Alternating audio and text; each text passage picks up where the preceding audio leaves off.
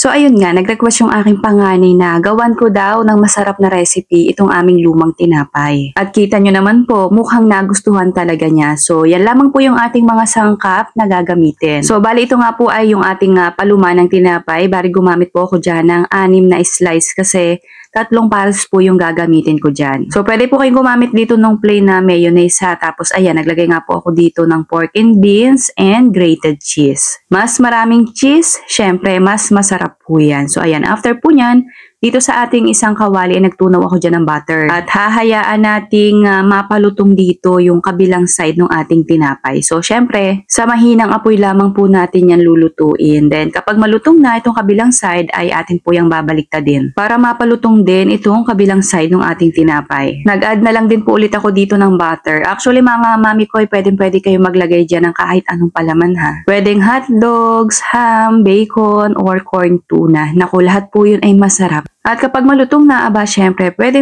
nyo na po yung hanguin. At ayan na, pwede nyo na rin po yung enjoyin. So ayan, napakasimple lamang ng ating masarap na merienda. Masarap din po yung breakfast. Kaya naman kung meron po kayo dyang lumang tinapay, aba, subukan nyo na rin po yung ganitong recipe.